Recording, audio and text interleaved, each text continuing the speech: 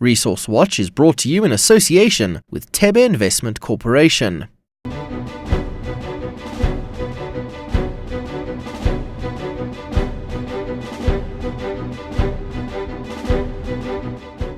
Africa's resource boom offers the hope of economic growth to many countries on the continent. Welcome to Resource Watch, where we look at what's making news in this all-important sector and we bring you the market movements and speak to the experts. I'm Nozi Pombandra. Let's kick off with our weekly market wrap.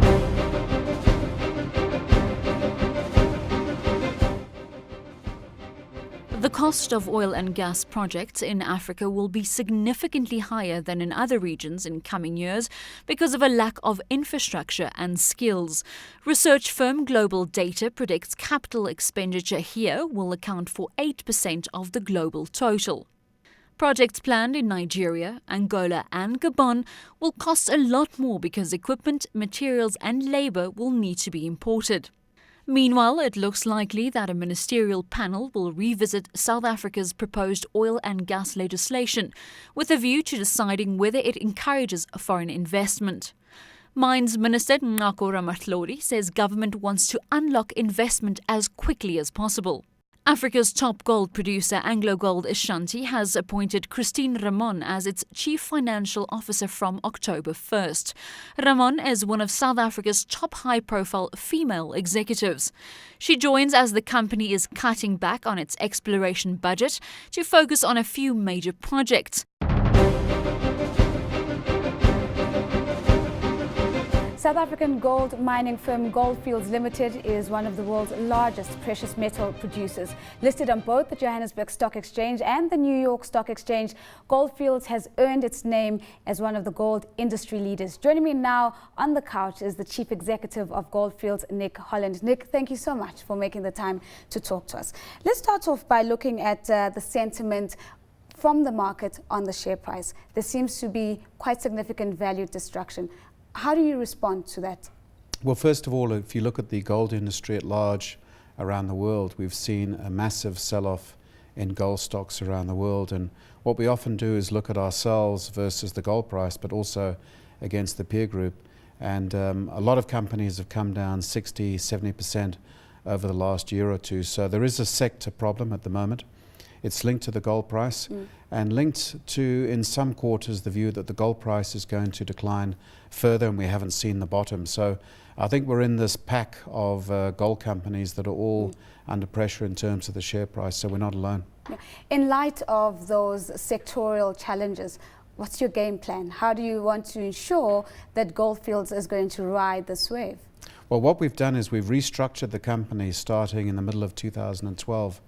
Because we saw the need to already restructure the company to make it more profitable even before the gold price went down. And right now we are generating more cash based on the first quarter's results this year than any of the other top 10 companies. So we've gone through massive restructuring. We've taken out almost $500 million of costs last year. We have dropped our overall unit cost base by about 25%. So we're back in the black and we're making money. So I'm pleased that at these sort of prices we're able to restructure and withstand what's happened to us. A big part of that restructuring has also been dealing with the human resources side of the equation.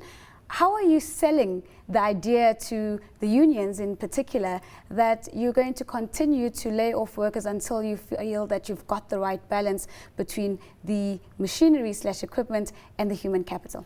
Well, fortunately in our situation we don't have a huge number of employees because all of our operations around the world are mechanized operations. In fact, globally we employ 10,000 people and in South Africa there's 4,000 people.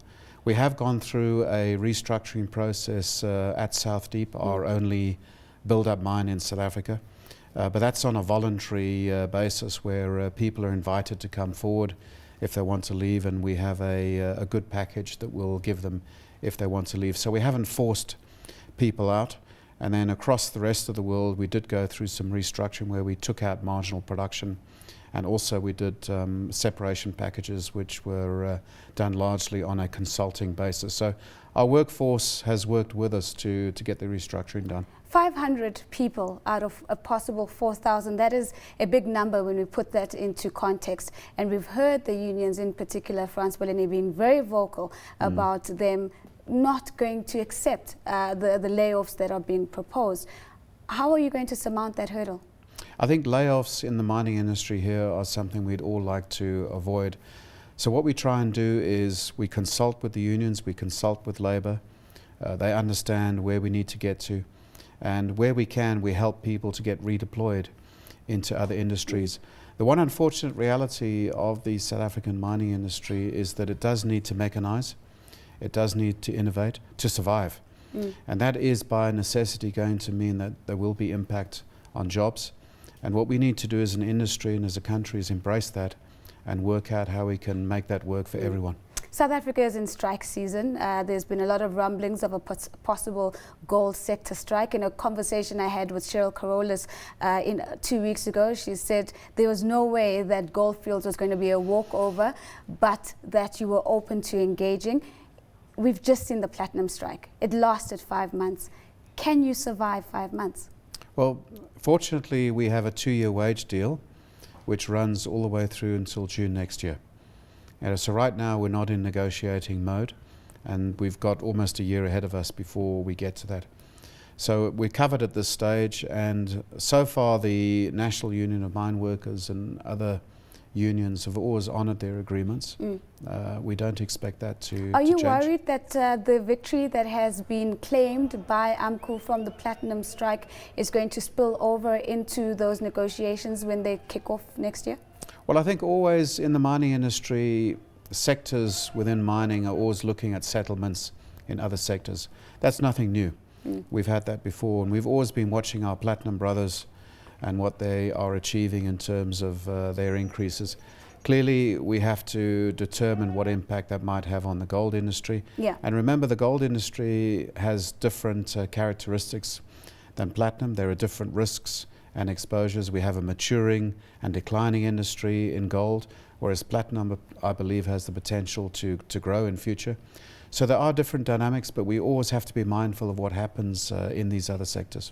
Staying within the sector and perhaps looking at Sibanye Gold, which was unbundled from Goldfields, in hindsight, would you say, given the performance of Sibanye versus the performance of Goldfields, that that was a mistake? Well, first of all, we could never make a mistake because we gave it to our shareholders.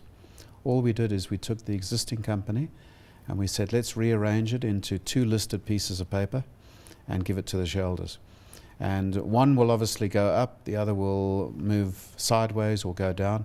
But the net result is we gave a package to the shareholders of 2 shares as opposed to 1 share. So you could never make a mistake.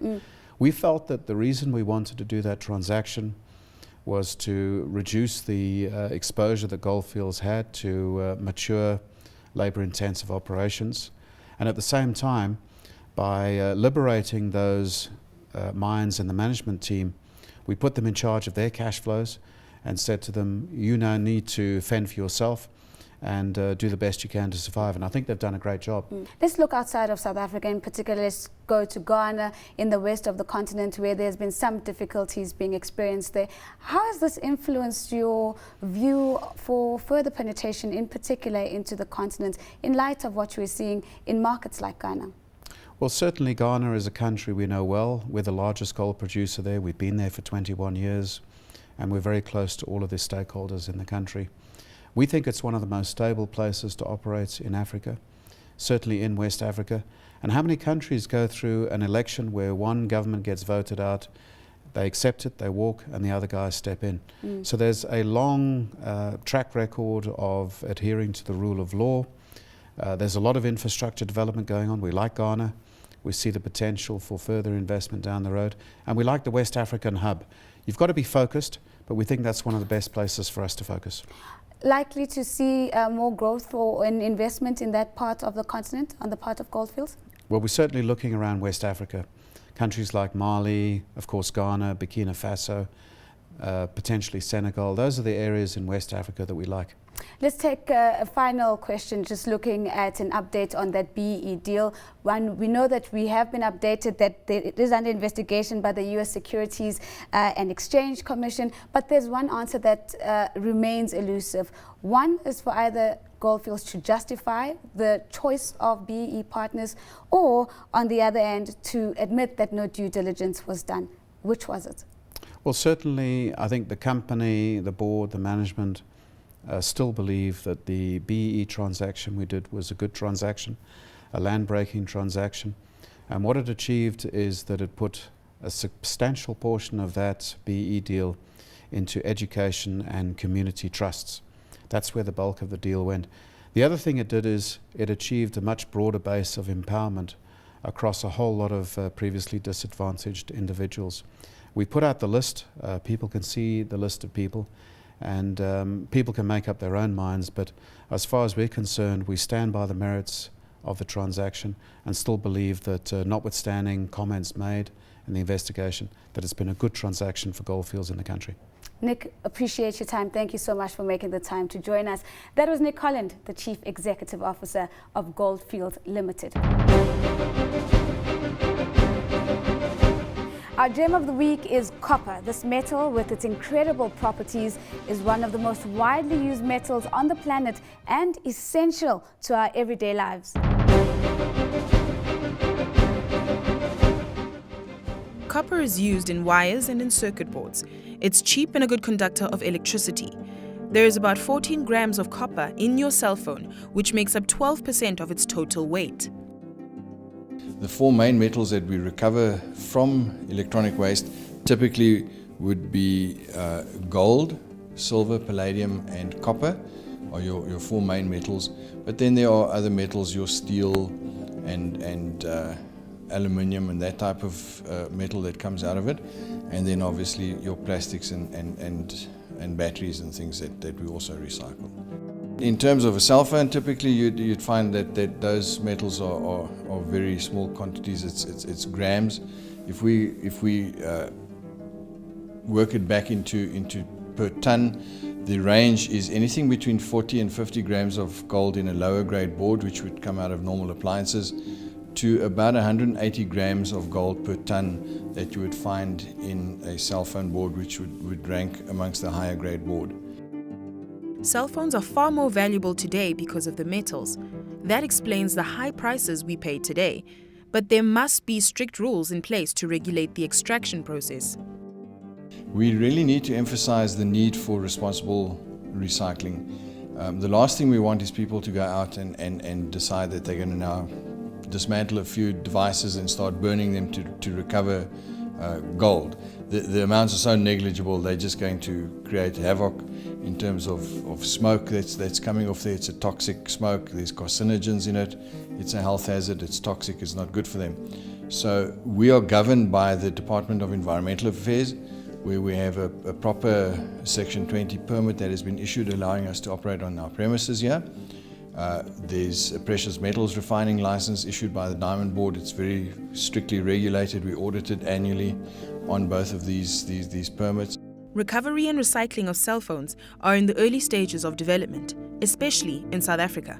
But as it becomes more viable, its environmental impact will be great. Ayanda Sowazi for Resource Watch.